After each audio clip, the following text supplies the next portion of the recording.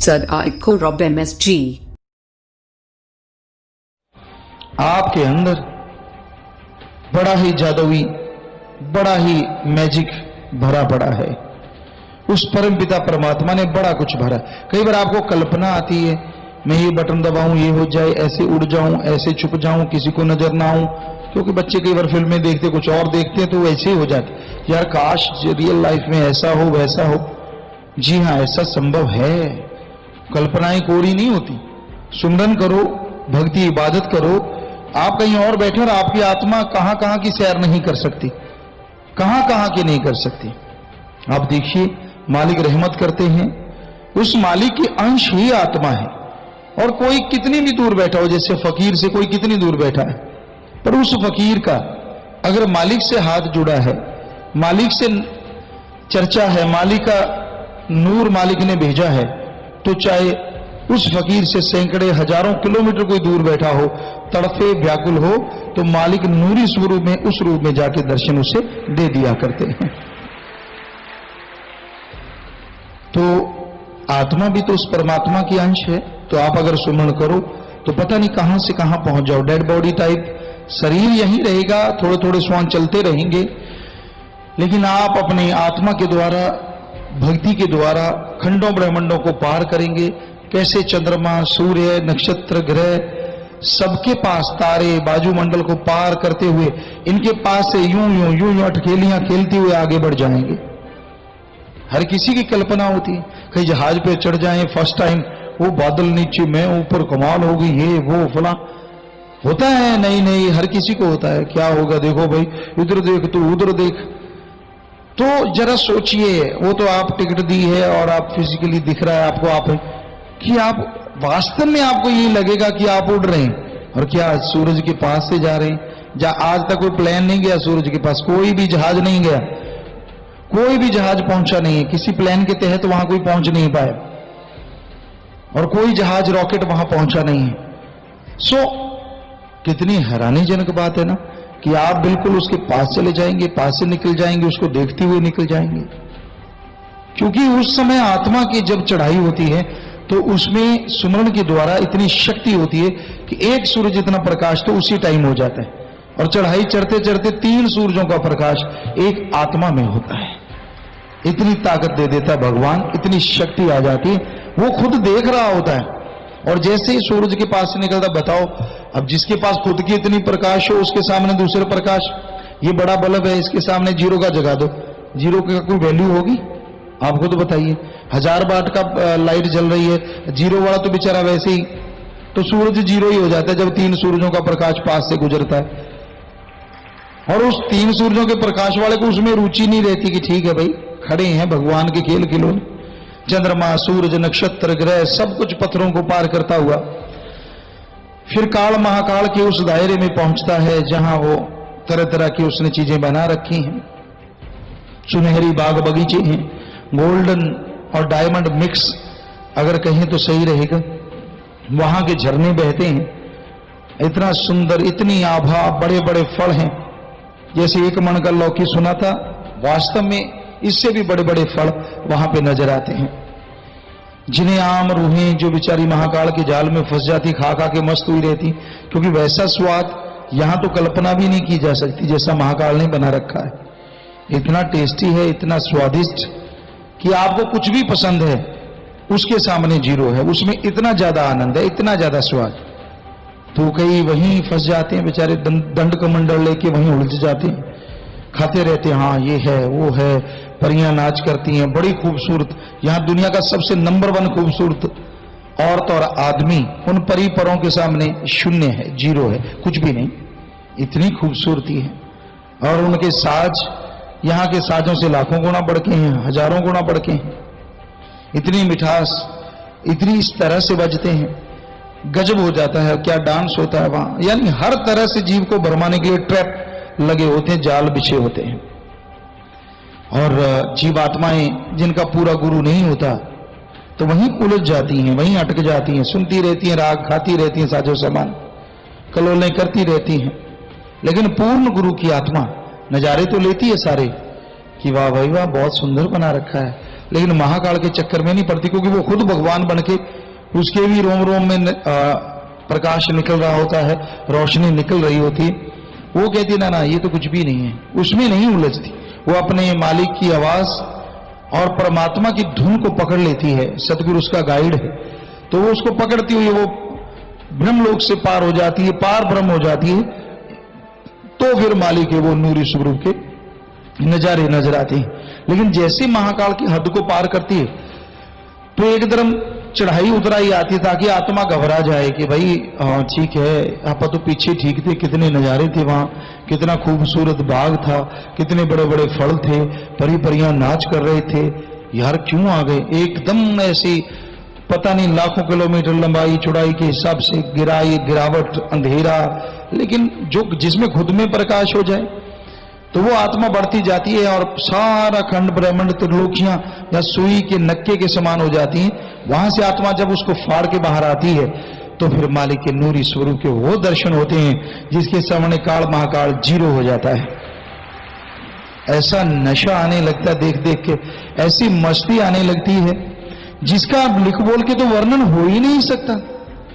ये एक जीव है, अरबों जीवें हो जाएं तो भी नहीं, उसके एक रोम में हजारों लाखों सूरजों का प्रकाश निकलता है। और प्रकाश ये नहीं है, आप सोचो एक सूरज की तरफ तो देखा नहीं जाता, जिसके लाखों सूरजों का प्रकाश एक रोम में हो उसकी तरफ कैसे देखेंगे? अरे अरे यही तो फर्क है। सूरज का प्रकाश में अल्ट्रावायलेट किरणें या और किरणें या जो भी कुछ है, पराबैंगनी किरणें जिन्हें कहा जाता है, तो हो सकता है वो जला देती हैं, बुरा हाल कर देती हैं, आंखों पे, चमड़ी पे, हर जगह असर दिखाती हैं। लेकिन मालिक की जो किरणें हैं वो तो इतनी नशा देने वाली हैं, इतनी लज्जत, इतना स्वाद आता है कि आदमी एक बार उसे चख ले बस फिर जी नहीं करता किसी और तरफ देखने को। बड़ा मजा है, बड़ी लज्जत, बड़ा स्वाद। तो इसलिए जीव उसे देखता रहता है। जो जो भक्ति बढ़ती जाती है, आगे स्टेजेस आते जाते हैं, यहां जिसने ज्यादा सुमन किया, वचनों को ज्यादा माना, अमल किया, परमार्थ किया, वो त्यों त्यों आगे बढ़ते जाते हैं।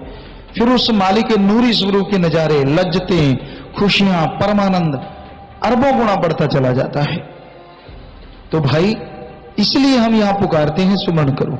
जो गलतियां करते हैं, जो वचन मानते नहीं, अहंकार में, हेंकड़ी में, काम वासना में, क्रोध लोभ मोह में, जो हर टाइम तिलमिलाए रहते हैं, बुरा हशर रहता है, उनको फिर रूहानी मंडलों पे सजा मिलती है। उन लाखों योजन, लाखों किलोमीटर या मीटर कहें या माइल्स कहें, उनमें जहां बहुत अंधकार है, जो अंधकार से डरते हैं उनको मालूम है अंधकार कितना खतरनाक होता है। जो अंधकार से नहीं डरते उनका तो क्या कहना। तो भाई वहां उनको छोड़ दिया जाता है, आत्मा को उसकी लाइट ऑफ कर दी जाती है। और फिर जो हशर होता है, जो व्याकुलता होती है, जो पसीने छोड़ते हैं, यहां तो आदमी अंधेरे में बाहर निकल आएगा, गेट खोल लेगा, अलमारी खोल लेगा, विंडो खोल लेगा, वहां तो खुलता ही नहीं, भागेगा, ऊपर भी अंधकार, नीचे भी अंधकार, चारों तरफ अंधकार। यानी जिस भी बात से आपको भय लगता है, कई अंधकार से नहीं डरते, छिपकली से डरते हैं, कोई चूहे से डरता है, कोई किसी चीज से, कोई किसी चीज, जिससे भी आपका मतलब बुरा हाल हो जाता है, फोबिया कहते हैं या कुछ भी कह लीजिए, आपका बुरा हशर हो जाता है, तो वैसी चीजों में आपको छोड़ दिया जाता है, ले बेटा आजा। बस फिर ना कोई सुनने वाला, ना कोई पूछना, जा तो नाम जप ले, जैसे आंख खोलेगा सारा सामान तैयार है, फिर तो तड़ातड़ सुमरण चलता है। फिर तो कहता हो, और यहां कुछ मिनटों का और वहां सालों का इतना फर्क है, तो क्यों नहीं यहां सुमरण करते? संतों की बात यकीन नहीं ना आता, यकीन आता ही नहीं आदमी को संतों की बात पे। कई बार रोका है, ये काम ना कर लेता है, चोट पड़ती है, दुखी होता, बीमार होता, तब मानता, हाँ यार रोका तो था, मैं ही नहीं माना, अब सॉरी को चाट ले। क्योंकि जो कर्म है वो तो भोगने पड़ रहे हैं ना, करता रहे सॉरी। जब कहा तब तो मानना नहीं, और जब पड़ी लाठी फिर सॉरी कर चाहे चोरी कर, तब तो भाई हो गया काम। सो अच्छा है यहां सुमन कर लो, छोड़ दो हेंकड़ियां, छोड़ दो बुरे कर्म, कुछ नहीं पड़ा इनमें, मत बनो चतुर चालाक। वो इतना भोला नहीं, उसको सब नॉलेज है, सारा ज्ञान है, और वो किसी आदमियों के लिए नहीं, उसका तो सबके अंदर ध्यान है। किसी के कहने से, किसी के बताने से नहीं होता, वो तो सबके अंदर, उसके कैमरे कह लो, ऑडियो वीडियो फिट है, माइक लगे हुए हैं आपके अंदर, अंदर लगे हैं, बाहर नहीं। आप जो सोचते हो वो भी उसके वहां पहुंच जाता है, वो भी वॉइस बन जाती है और उस माइक के द्वारा भगवान के पास रिकॉर्ड हो जाती है। जो आप करते हो, करने की सोचते हो, वो भी एक तरह की रिकॉर्डिंग होती है। जो करते हो तो 100% रिकॉर्डिंग आपको दिखाई जाती है, लेकिन जो सोचते हो उसकी भी रिकॉर्डिंग होती है। और जब उस सोच, गंदी सोच को छोड़ देते हो, वो रिकॉर्डिंग साथ के साथ डिलीट होती रहती है कि भाई हाँ, क्योंकि आज साइंस का युग है, आपको उस कंप्यूटर के अंदाज में समझाना चाहेंगे ताकि आपके भेजे में घुसे कि वहां क्या क्या हो रहा है। यहां आप इतनी तरक्की कर रहे हैं, इतना कुछ कर रहे हैं, तो जिस भगवान ने आपको बनाया उसके पास कितनी तरक्की होगी साइंस की, जरा सोचिए। कितनी बुलंदियों पे होगा वो। आप तो उसके पास पहुंचना तो दूर, सोच भी नहीं सकते। तो आपके ख्यालों में जो आता है ऑडियो वीडियो, उसका वहां रिकॉर्डिंग एक ट्रैक पे होता रहता है।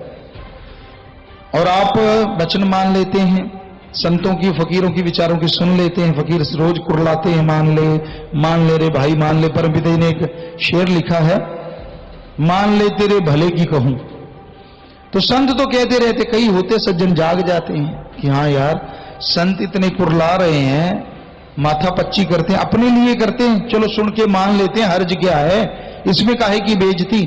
तो उनका उस ट्रैक में की गई रिकॉर्डिंग, जो थॉट थे, जो विचार थे, उनका मूर्त रूप। आप सोचते हैं ना कि मैं ऐसे करूंगा, फिर सामने वाला ऐसे रिएक्ट करेगा, ये होगा वो होगा, वो सारी रिकॉर्डिंग वहां दर्ज हो जाती है, जो जो आपके माइंड में चलता है।